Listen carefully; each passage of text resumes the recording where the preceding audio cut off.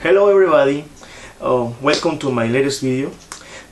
This video is gonna be to show you about this wonderful book I have that I got some 8 years ago, I think so. This is this book, Lennon Legend by James Henke. Hope I pronounced well the name. Okay, this book is really wonderful. It doesn't offer any new facts about John Lennon or the Beatles, but the great thing that it has is that it comes with wonderful memorabilia of the Beatles that you can just take out of the book and see, touch it, everything. And well, that's great for any Beatles and John Lennon fan. Yeah, you see, cover of the book and the back cover with information, and a picture here, right here, showing all the memorabilia and things that he has that you can take and see and touch and whatever. Okay, so let's start.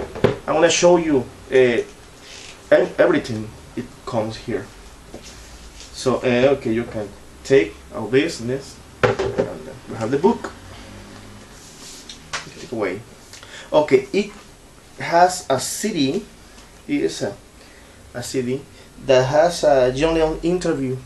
Yeah. Also, I remember. I think I heard this just one time, only once, and that's it. Okay, and let's see.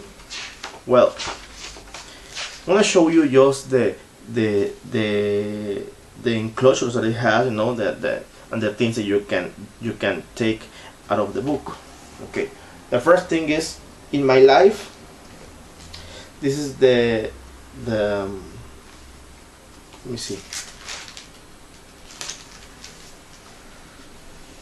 a production of the original lyric, the sheet where John wrote the lyric. Here it is. Yeah, it's great, with all the maybe mistakes he had, something like that. Yeah. Okay, then we have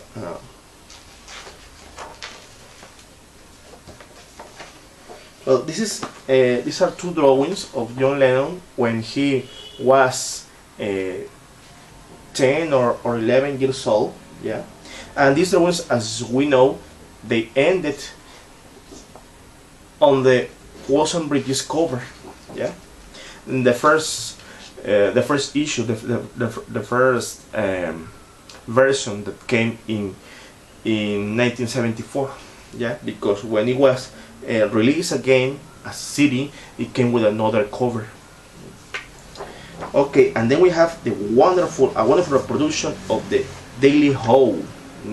The little book or comic book that John used to write when he was a kid in his days in Liverpool.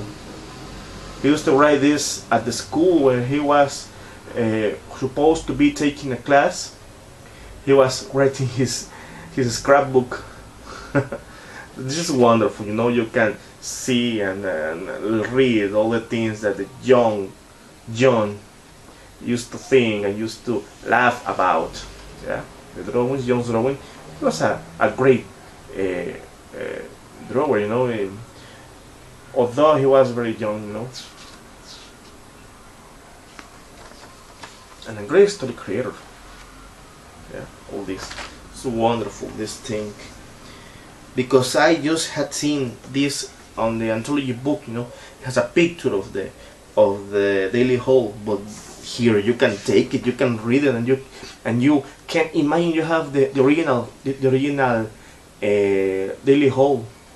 Yeah, because it looks like the original, Okay, and then we have again here also, sorry,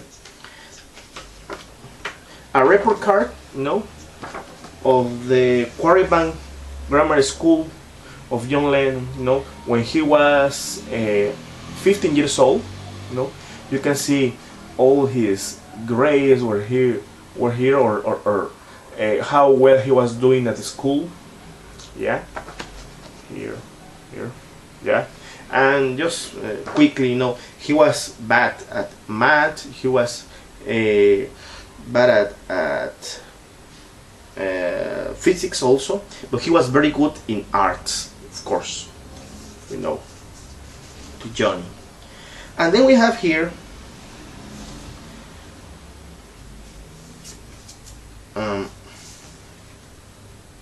a business card of the Quarrymen.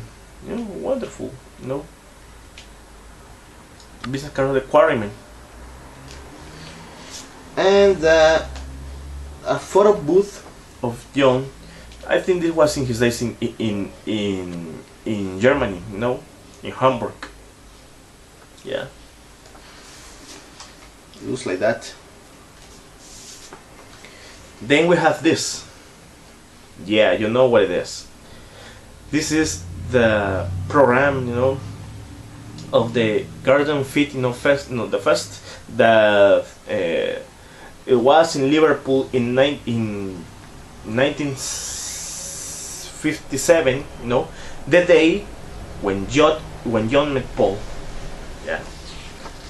See here, and right here says the Quarrymen Skyfall Group. Okay. Then I'm gonna show you this. This is a membership card of the Cavern Club. Yeah. This is from 1964, so the Beatles were not playing there anymore. Yeah, but I think at the time the Cavern Club was already famous because it was the birthplace of the Beatles. Yeah, so it started to gain more visitors. In 1964, because the Beatles were hitting all around the world. In America, in South America, Central America, and whatever, all Europe. Yeah. So this is the membership card here, where you can fill with your own information. How to get to the Cavern Club. There's a map and a calendar of 1964 right here. Right. This is a contract for the Silver Beatles performance in 1960. I guess this is signed by Alan Williams. Yeah, A.R. Williams, the manager by then. Yeah, okay. And he was making a contract with Jerry and the Pacemakers and the Silver Beatles. Beatles with double E. They didn't have the A instead of the double E back then. Yeah. And this, then when the Beatles were really famous worldwide, there were a lot of paraphernalia, that came all around the world. And one of the first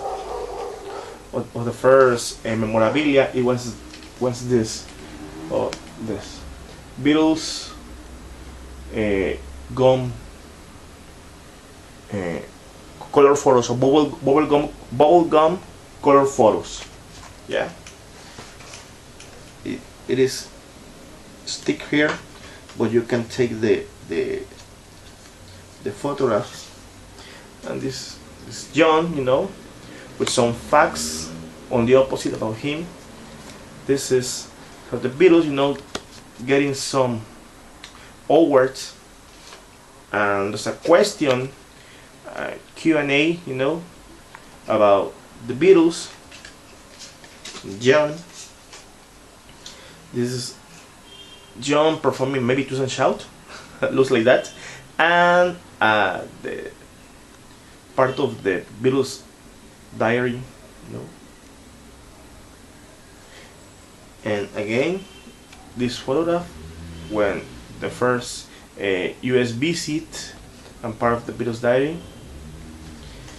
And another photo of John, with another Q&A. It's great to have this, because it is hard to find the original ones, and they are expensive, in fact. And then we have a ticket for the Ed Sullivan Show, which is not from the first US visit. This is from August 14, 1965. So it was the last performance of the Beatles at the Ed Sullivan Show. This is the ticket. Yeah, right there. Yeah, that's the CBS the CBS logo right here. Looks like an eye. And let's see here. And here we have. This is a ticket for the royal premiere of A Hardest Night. It was royal because it has it had the visit or yeah, of, let me see, Her Royal Highness the Princess Margaret and the Earl of Snowdon. Okay, the Princess Margaret and the Earl of Snowdon. I don't know who's that. Okay. And they went to the premiere of Hardest Night in 1964. Yeah, this is a portion of the original ticket. Then we have let me see, a poster of the American ad of Hardest Night. I love this. I love the art of this when it was released. This is wonderful. With the four. Half of the head, here, and the Japanese poster for Hardest Night, the name JJJ. This movie was released with the name JJJ in many countries. In Mexico also, it was released as JJJ. Yeah, great. So let's see. Now we have the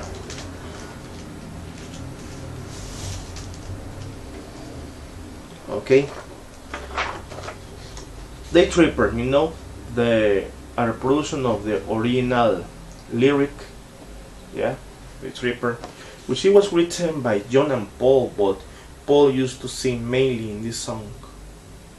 Yeah, in fact, Paul sings the song on stage.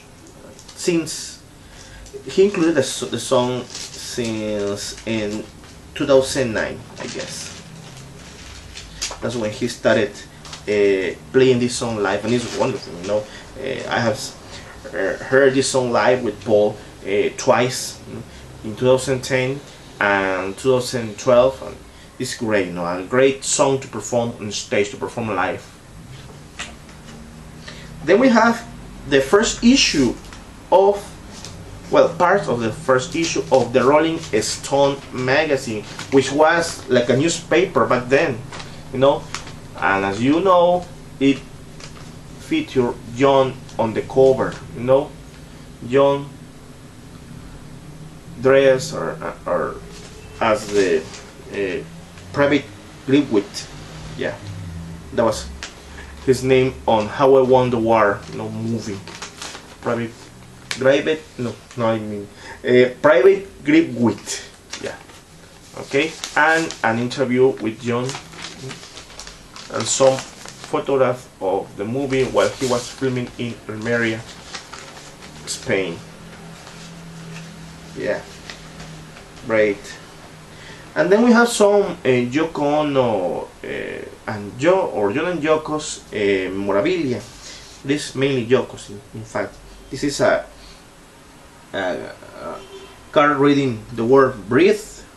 Yeah, it only has the word breathe here. You can see breathe.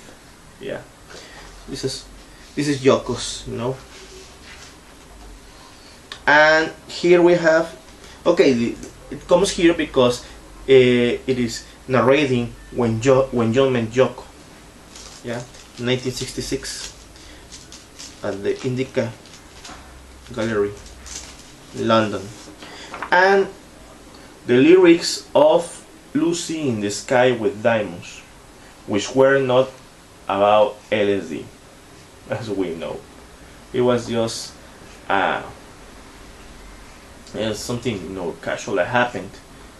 He was the song was about, well, it came because Julian, you know, the John's son, he gave his father a drawing of Lucy, who was his schoolmate, you know, and he said, "This is Lucy in the Sky with Diamonds." That.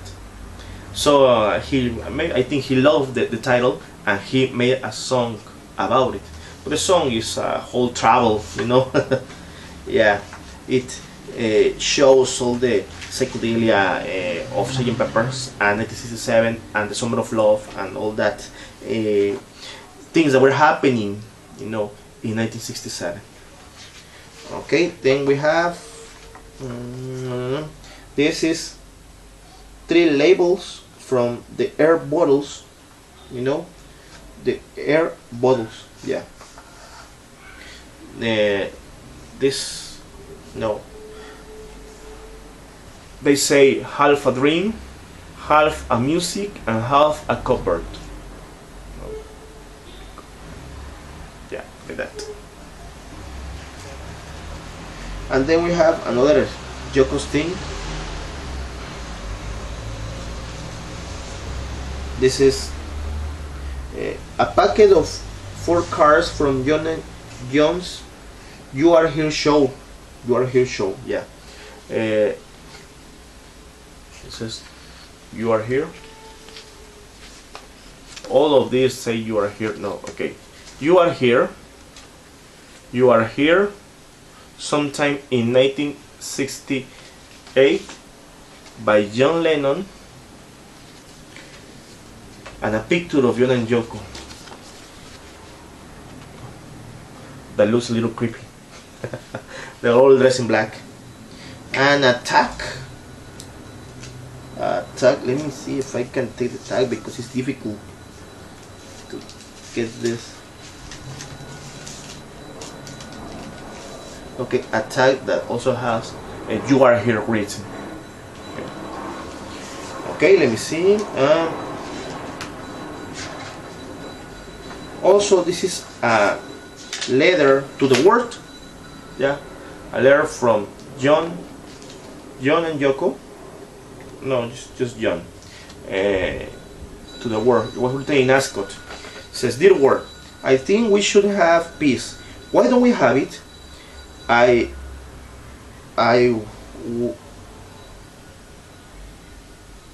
feel it. I like. I don't understand really well the writing. So would my life. John Lennon of Ascot and many others. P.S. You should have seen his face." Okay. And this is a wonderful what is over postcard, you know. You remember all the billboards that were shown in some cities of the world, like Paris or Amsterdam and maybe New York. I don't remember well if New York was also in those cities, you know, and they also made some postcards, you know, of the What is Over campaign. It was great. The campaign was great, I think. One of the best things that John and Yoko did. And then we have the lyrics of Instant Karma. Instant Karma, yeah. Also written in this this sheet, you know. It says Back Productions Incorporation, Theatreshurst Park, Ascot, Berkshire. Yeah. Yes, because all this was written in Ascot, in his house in Ascot. That wonderful house that he had. And then here we have 3 of the 1969 back 1 pen and ink drawings. Okay, so these are 2 drawings. This is one of the drawings. Looks like when John and Yoko got married. This is John and Yoko, and the Eiffel Tower is behind them. Yeah, it was made by John, of course. And this John and Yoko drawing. I think this is one of those drawings that he made that shown John and Yoko having some close relation, let's say that. Okay, and that was banned by the law there in London, because they said it was a kind of immoral, thing to show. I remember well that. This is shown on the movie Imagine. Okay, the one of 1988, that movie. And let me see what else we have. Oh, we have here the Declaration of Utopia as a country. Do you remember when John and Yoko declared a new country? Let me read a letter. Declaration of Utopia. We announce the birth of a conceptual country, Utopia. Citizenship of the country can be obtained by declaration of your awareness of Utopia. Utopia has no land, no boundaries, no passports, only people. Utopia has no laws other than cosmic. All people of Utopia are ambassadors of the country. As two ambassadors of Utopia, we ask for diplomatic immunity and recognition in the United Nations of our country and its people. It's signed by John Lennon and Yoko Ono Lennon. John Ono Lennon and Yoko Ono Lennon. Okay, Utopian Embassy, 1 White Street, New York, New York, April 1st, 1973. Okay, this is the Declaration of Utopia as a conceptual country, and the flag. Yes, this is the flag of Utopia. It's just a white piece of sheath, all that. Yeah, those were John's things back then. And then let me see what else we have.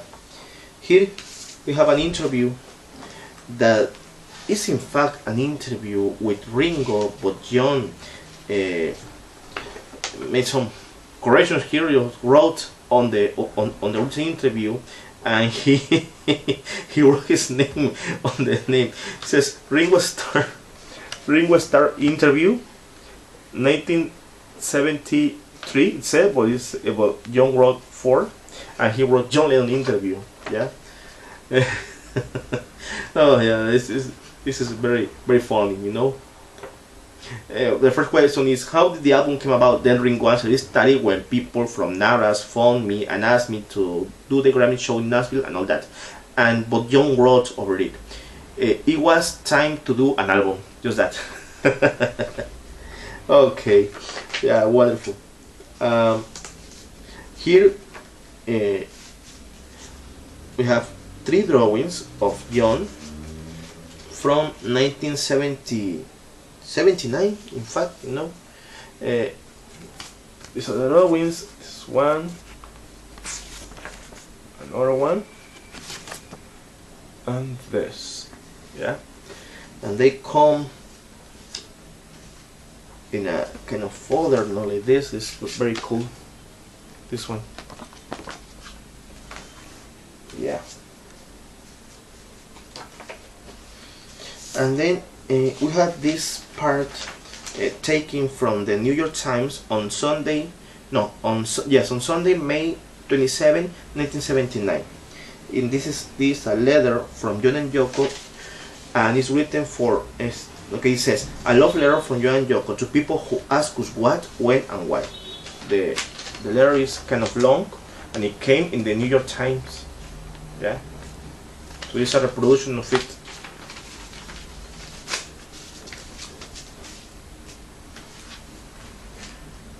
And we have the lyrics of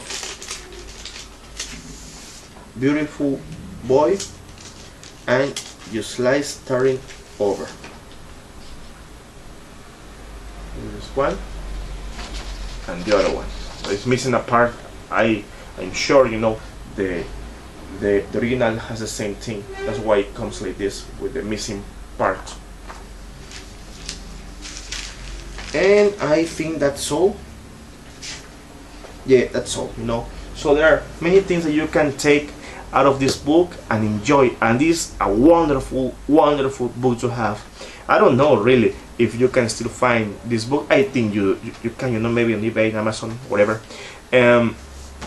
But I bought it here in my country, you know, in a bookstore, yeah, and it wasn't expensive. It was like, by then, I think $15, you know, and it was really good. You know, I really love this book. It's wonderful because all the things it has, you know, I'll show you everything. So I advise you to go and buy it, you know, if you can, of course, because for any Beatles fan, this is fantastic, and you can also show this to any people and tell that's the original that you bought or you got it or whatever or however, you know, and they really think it is. Okay, just to show and laugh about it. Okay, so this is great, and I see you in my next video. Have fun. Just some greetings. I'm gonna tell these greetings in Spanish. Okay, un saludo a mi amigo Jesús de Perú, un saludo a mi amigo Jorge de México DF, Javier Cantú, ok, son amigos que siempre están disfrutando también de ver mi colección y realmente los aprecio por eso, ok, salud, goodbye.